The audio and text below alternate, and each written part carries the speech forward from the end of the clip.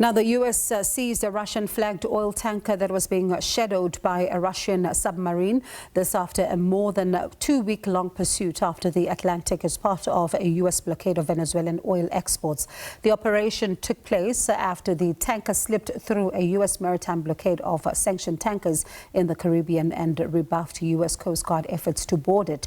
In a post on X, the U.S. military's European command said the Trump administration seized the vessel for violating U.S. sanctions. U.S. officials who were speaking on condition of anonymity said today's operation near Iceland was by the Coast Guard and the U.S. military.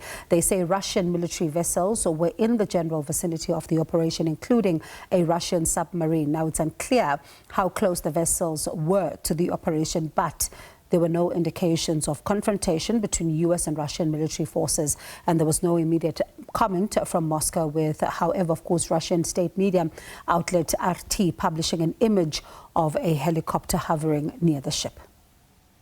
For more on this now, we speak to Professor David Monyae. He's an Associate Professor of Political Science and International Relations at the University of Johannesburg. Prof, good evening to you, and thank you so much for your time. How are you processing this escalation at sea? This situation is getting worse. It seems that the United States has made its mind quite clear, and President Donald Trump in particular, that he's moving forward with the violation of international law. I think starting with the extraction of a foreign leader, Venezuelan President Maduro, as well as the blockade of Venezuela and extension to Cuba. And now, I think, involving much more bigger power, that are nuclear power, involving Russia and Chinese and others, Iran. And the situation might get out of way to an extent that threatens international peace and security. How do you think, Russia is likely to process and respond to this? It's obviously a challenge for President Putin. But this is happening at a time when President Putin is negotiating with President Donald Trump and over the Ukraine crisis. And it seems that there might be a breakthrough on that. Whether there's a bargaining or not, one is not sure. But the situation of this nature has a tendency of just getting worse. I think if it continues, it means that Russia or Iran could also seize an American ship or any of the American allies' ships. And we're going back to the 19th century where trade is done using the military to accompany ships on the sea lanes. And I think this is a dangerous situation, and it will increase cost of oil, it will increase cost on trade, and therefore I think it is going to worsen the situation. And neither nation will say as much as it wants, but it appears that the United States is not going to listen. And what becomes the impact of that, especially on the other countries that would be seen as not necessarily involved in all of this? I think it's time. At the moment, I think we're all looking at the European Union and other Western countries. What will be their position? As we were watching with Venezuela situation, where exactly do they stand when international law is being violated? And therefore, it appears that there's this confusion. Bulk of Western powers seem to take a very ambiguous position. They're not quite clear whether they're condemning or not.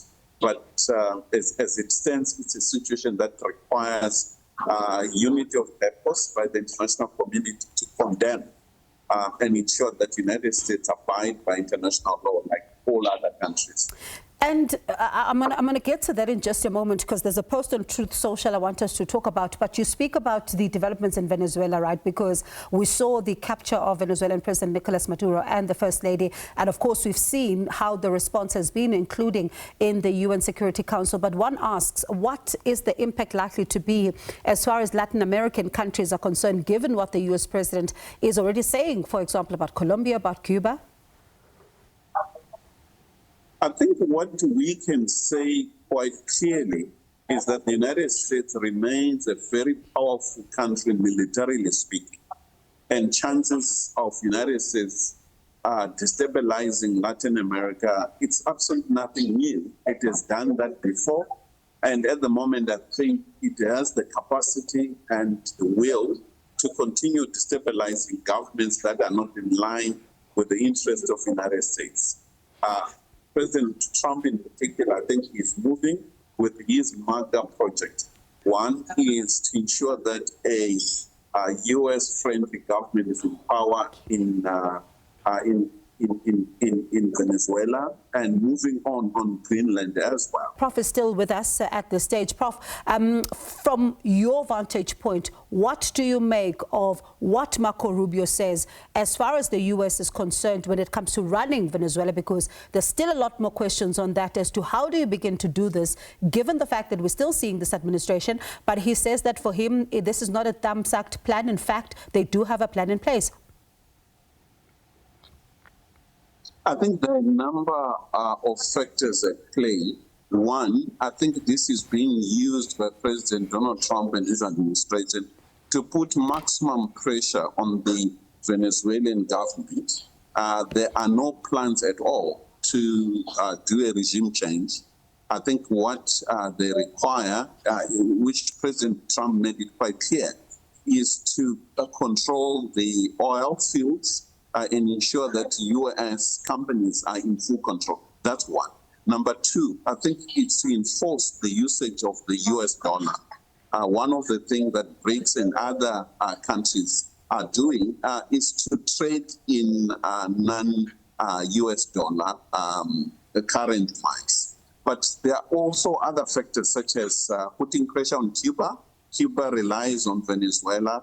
And they're also eyeing the relationship between Venezuela and Iran. So President Trump and his administration wants to achieve a lot of objectives using this golden opportunity in terms of extracting Maduro from Venezuela. But chances of succeeding are quite limited. I think very soon we're going to see the shortcomings of this strategy and tactics.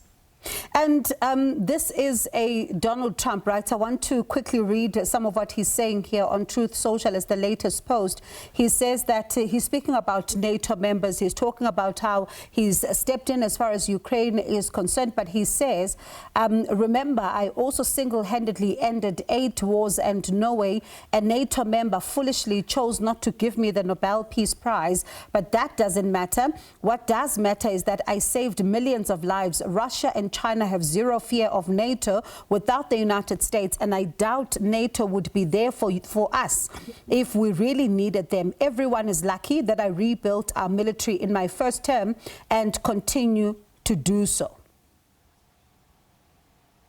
But this is quite alarming, given the fact that out of that statement, I think there are a number of truths in it. That NATO itself solely depends on the United States military capabilities, military power, skills, as well as intelligence. And without the U.S., I don't think one can talk of NATO.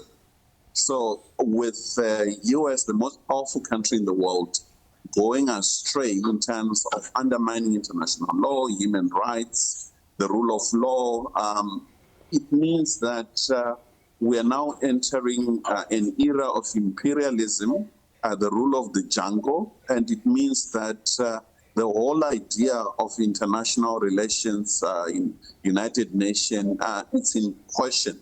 What is the need for the international community continuing meeting in New York, for instance, where the UN headquarters are, if the main member is violating the very same laws? So a number of questions. But coming back home, what is it for South Africa? What is it for Africa?